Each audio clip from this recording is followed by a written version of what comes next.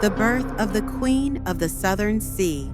Somewhere in the deep, roaring waters of the Indian Ocean, a queen waits, not in a palace of gold, but in the waves, in the mist, in the shadows where the sea meets the unknown.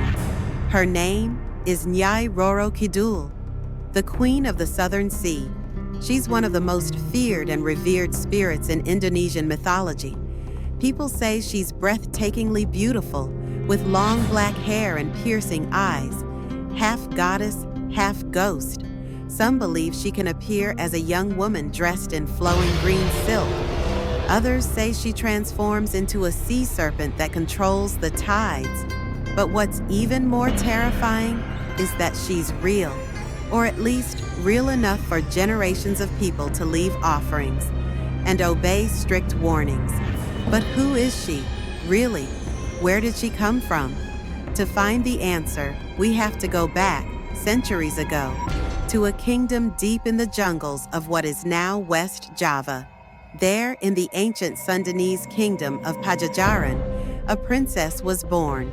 Her name was Dewi Kadita, and she was known across the land for her extraordinary beauty. But as with all great beauty, jealousy followed. One of the king's concubines, desperate to eliminate Kadita, turned to dark magic.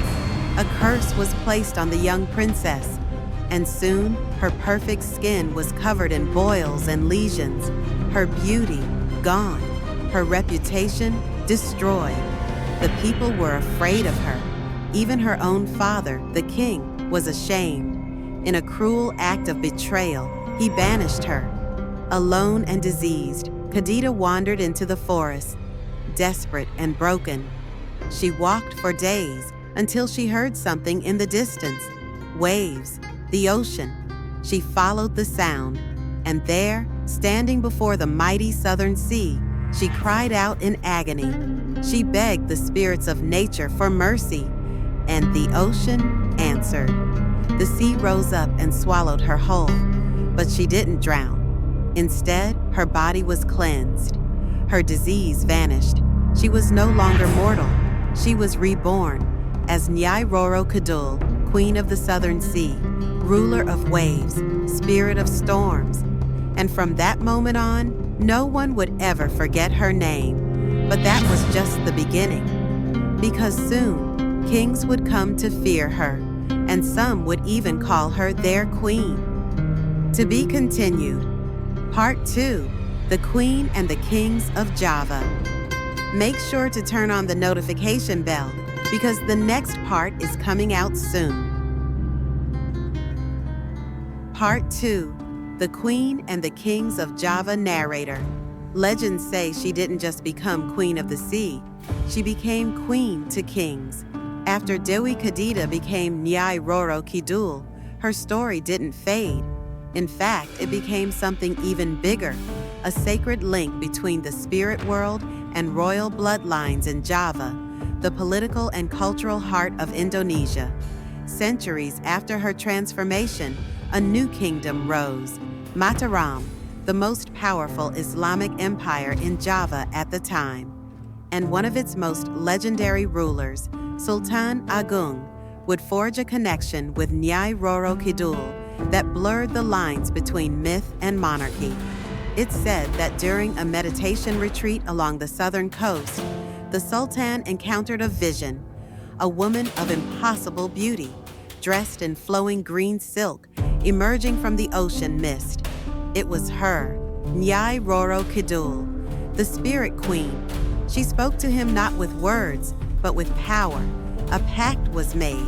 From that moment on, and later the royal lines of Yogyakarta and Surakarta would be bound to her, not symbolically, spiritually, mystically. She would be their queen consort in the spirit realm, a guardian, a guide, and if disrespected, a curse. This union wasn't just about loyalty, it was about legitimacy. To rule Java was not just to rule people. It was to honor forces beyond the material world. And so, NYAI RORO KIDUL became part of royal tradition. To this day, ritual offerings are made to her by the royal courts. ceremonies called labuhan are held, where servants send gifts and sacred heirlooms out into the sea, wrapped in white and green cloth, floating into the waves where no one follows. Why? Because to turn your back on the Queen of the Southern Sea is to risk everything. But what happens when her warnings are ignored? When modern people, tourists, outsiders, step into her domain without knowing the rules?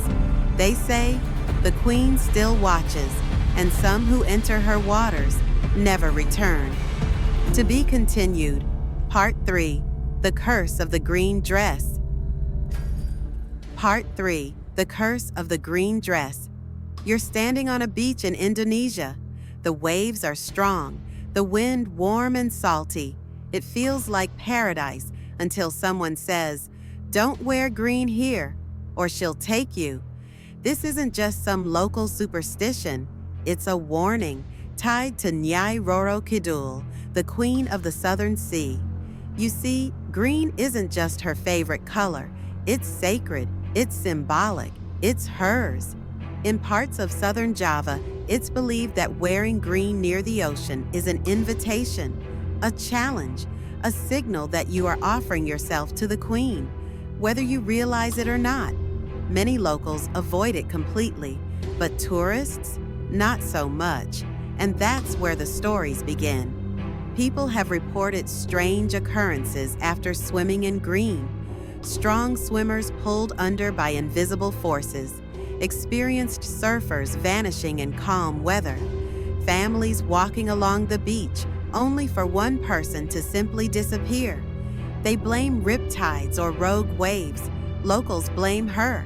And then there's room 308 at the Samudra Beach Hotel in Pelabuhan Ratu, a real hotel overlooking the Indian Ocean. Room 308 is kept locked. The bed is perfectly made. Incense is burned regularly. Offerings are placed on the table. But no one stays there because it doesn't belong to any guest.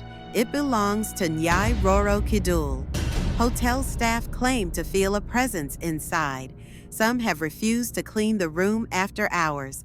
One guest who entered it, uninvited, reportedly fell into a trance, speaking in an unknown dialect. He was removed from the hotel, confused and shaken. Even today, ceremonies are held there. Rituals are performed. Because even in the age of smartphones and social media, no one wants to anger a queen who controls the sea. Is it real? That depends on what you believe. But whether spirit or symbol, NYAI RORO KIDUL remains a powerful force in Indonesian culture, not just a legend, but a guardian of balance, mystery, and respect for nature. A goddess, a ghost, a queen. So if you ever find yourself on a beach in southern Java and you're tempted to wear something green, don't.